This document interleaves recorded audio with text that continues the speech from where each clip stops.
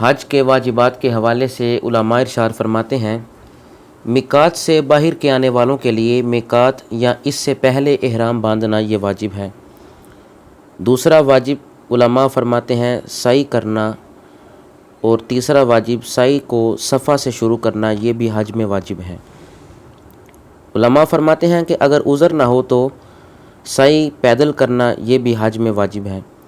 دن کو وقوف عرفہ کرنے والے کے لیے غروب آفتاب تک عرفات میں ٹھہرنا یہ بھی واجب ہے، اور سعی کا طواف کے کم از کم 4 چکروں کے بعد ہونا یہ بھی حج کے واجبات میں سے ہے۔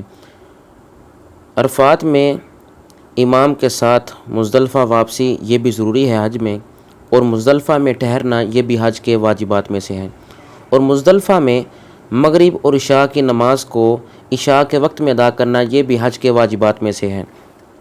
10 ذی الحج کو صرف پہلے جمرے کو، پہلے ستون کو 7 کنکریاں مارنا، اور 11 اور 12 ذی الحج کے روز تینوں جمروں کو کنکریاں مارنا یہ حج کے واجبات میں سے ہیں۔ 10 ذی الحج کو رمی حلق سے پہلے کرنا یہ بھی حج میں واجب ہے۔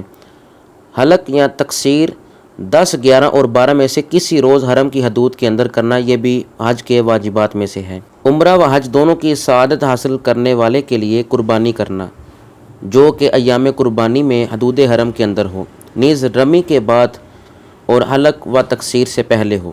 طواف زیارت کا اکثر حصہ ایام قربانی کے اندر ادا کرنا یہ بھی حج کے واجبات میں سے ہے۔ علماء فرماتے ہیں یہ بھی حج کا واجب ہے کہ طواف کا حتیم کعبہ سے باہر کرنا یہ حج کے واجبات میں سے ہے، اور دائیں طرف سے طواف شروع کرنا یہ بھی حج کے واجبات میں سے ہے۔ عذر نہ ہو تو پیدل طواف کرنا یہ بھی حج میں واجب ہے۔ طواف باوضو کرنا یہ بھی حج کے واجبات میں سے ہے۔ طواف کے وقت اپنا سطر ڈھانپنا یہ بھی حج میں واجب ہے۔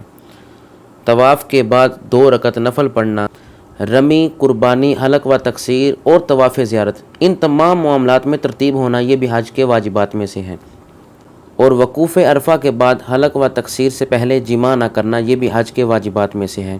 طواف صدر ان کے لیے جو میقات کے باہر سے آئے ہوں ان کے لیے لازم، واجب اور ضروری ہے۔ احرام کی تمام پابندیوں کا لحاظ رکھنا یہ بھی حج کے واجبات میں سے ہے۔